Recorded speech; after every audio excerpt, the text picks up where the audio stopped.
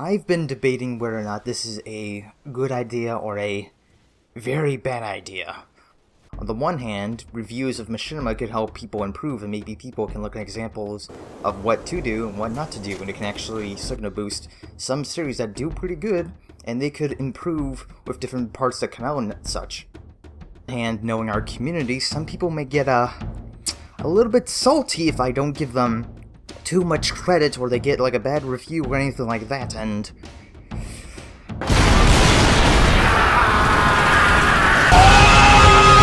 but upon reflection and some of the resources we have in this community, I think that it would be a good thing to have something that we can look to look at things that we should do and what we should not do, maybe some things we can improve on, or to find somewhere where we can get feedback and improve in some areas. So that's why I'm doing Machinima reviews, to help people improve and what they should do, what they should not do, yada yada yada. And to start off, I'm going to start out with a Halo 5 Machinima called Halo Iniquity. I'm really sorry if I don't pronounce that right. It's a bit of a recent Machinima that has garnered a bit of views. I wanted to take apart some of its things that it does right, and some things that it doesn't do right, and there's a good bit of both, so it's a bit of a mix around. So without further ado, let's break down what makes this Machinima.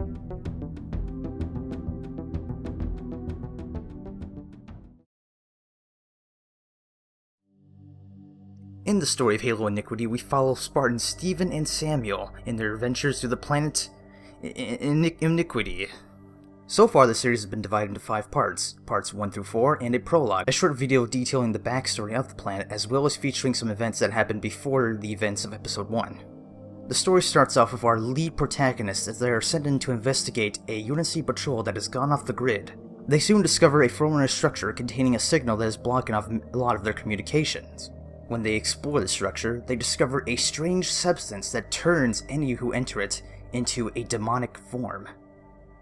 Iniquity likes to take its time. It likes to have a bit of action in the bit, but it likes to tell its backstory of its characters and what's going on. It likes to explain each character's motivations, their planning, what they're thinking, as well as many things happening in the background. Each episode also has its own unique story structure, with number 1 being straightforward action, 2 mostly being flashbacks for backstory, and 3 or 4 mixing a bit of the two. As I was watching it, Iniquity sort of had a weird, genuine Halo feel to it.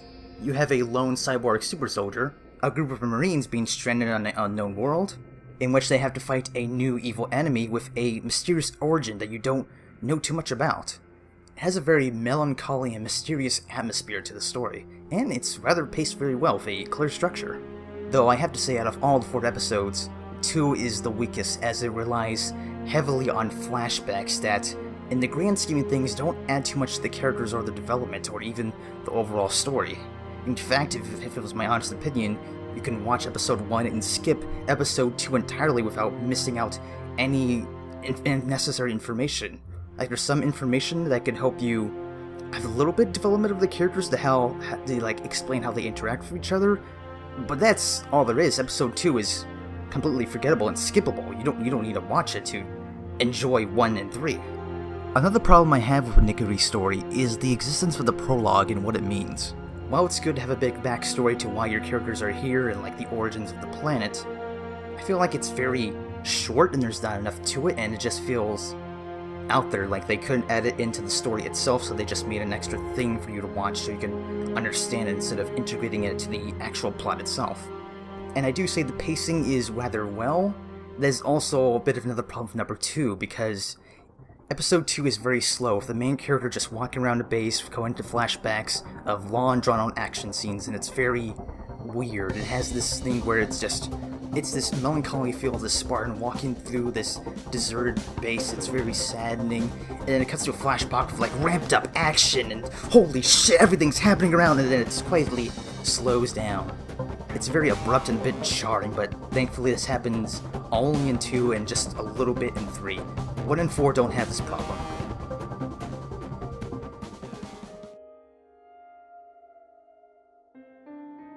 Here's what I think Iniquity kinda does well, but also kinda really suffers. Most of the characters don't develop that much and don't have many unique characteristics. In fact, some of them aren't very distinguishable, and some just come and go. They're just like common cannon fodder. Samuel is probably the most developed, with a clear motivation, a bit of backstory, some flaws to his character, and a bit of complexity, especially with his relationship with Steven. It feels like he has history with different characters in the series, especially with Steven, and he has his own unique way of saying things, and with some unique characteristics, but it's sad to say that he's the only character I feel with this. Steven comes a bit close with a unique sounding backstory, but there's nothing else special about him except being a vessel for an antagonist. Some of the dialogue used in this series sounds a bit straightforward, like it sounds like we're trying to get from point A to point B, which is some characters talking about certain events happening, like yada yada yada, we just need to get from here to here. But at sometimes, some of the dialogue feels very thought out, like in some of the flashbacks and some witty comebacks with some of the characters. It's a bit of mixed with bland and interesting dialogue, so sometimes it can feel a bit disorienting that this character is just saying something in the most simplistic way and then juggles his words around later on. And we come to another thing that Iniquity suffers but was able to improve on, and that is the cinematography. In the beginning, the cinematography isn't very special. There are some nice establishing shots, but there are a lot of static and wide shots that aren't that very interesting. They don't have that many unique angles or anything like that. There's some times where there's no movement for a large stretch of time, and it's very bland. In some instances, there's some loose control of the camera that sort of breaks the illusion that this is actually a film, like you're actually using a camera, but then you're just noticing that, he's just using theater. Meh. Especially when Halo Cinema decides to use the third-person follow cam. Oh god, it doesn't feel like an actual film or movie, it just feels like a montage at this point. Thankfully, it does break away from these points and tries to diversify a bit, especially in Part 4 where we have some interesting angles and movements.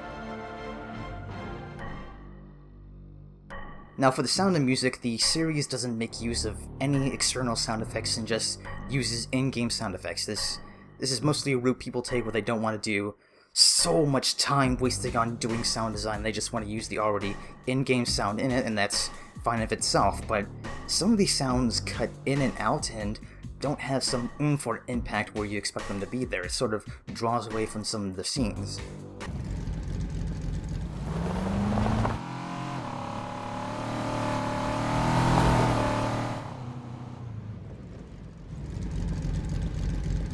Now the music, on the other hand, has a very unique feeling to it. It has a bit of a melancholy atmosphere with it, with some light orchestras.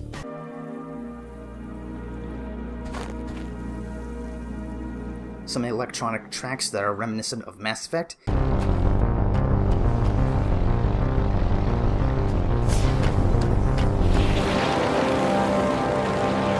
And some light remixes of some Halo songs that are pretty good. I mean, take a listen.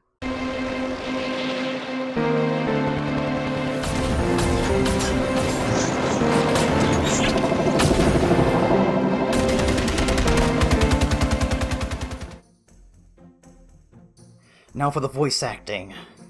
Oh boy, the voice acting. This is the same thing with the cinematography. Most of the voice acting in the beginning is very hard to listen to. Some of the actors don't yell well, like some of them just say things very blandly, they don't inflect on things, or they do that very annoying little whisper yelling. This is so gay! And especially during some of the emotional scenes, the actors don't convey the type of emotions the characters are going through. It feels very fake. Now, just like the cinematography, the voice acting does improve later on in the series, but at the same time, there's some hit and misses still there. You have some actors that are good, and some actors that are... yeah. You're kidding me. Those men are gonna die. Now, this department is gonna shake a lot of people with heads because, you know, visuals don't matter, only story does! And I like to retort by saying, Machinima is a visual medium, so it really benefits you to take advantage of their visual presentation. Iniquity, it's not bad looking, doesn't do anything unique or anything awful. Like, for what it is, for some of the in-game lighting, it looks good at times, and sometimes it doesn't, but it's nothing bad, it's just average, I would say. One thing I do want to mention, it's the very thing that made me want to do this review, is the amazing dogfight scene in episode 4. This scene is very energetic. It has a lot of good shots, a lot of good camera movements, and it's very dynamic, switching from air battles to one-on-one encounters, and it's very well done. Especially in that cockpit shot. Jesus Christ, I don't know how you did it, but that looks amazing.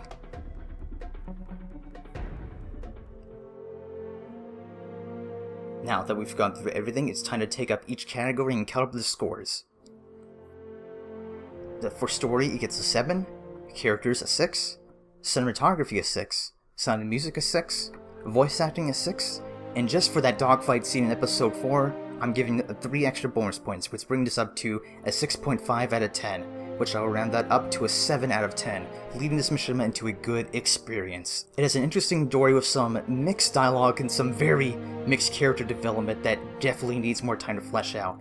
It does feel like a Halo campaign with a nice atmosphere, and the fights are fun and energetic, but the beginning cinematography and the voice acting really hampers down its quality. It's very well done, and I feel like it has a bit of heart thrown into it. It feels like a definitely passion project that has a bunch of details thrown into there, but some of the creators and some of the actors and other things are lacking a bit of experience in the how-to make this come together. And that's okay. The only way to go from here is higher, and I feel like episode 5 can definitely bring this to maybe to even an 8 out of 10 if it does well enough to solve all these problems I have with it, and it blows the series out of the water. I am looking for whatever story or whatever adventure they have in episode 5, and I think you guys have done a really good job, and I'm looking forward to how the story unfolds.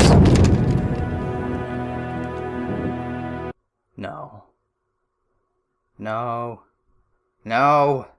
No! No! No, seriously. No! You had it perfect. You had a good story, and you bring Master Chief? You had your own original characters, and... Look, fuck this. I'm out of here. Fuck. You fucked up. You had it perfect. You fucked up! Fucking fucks.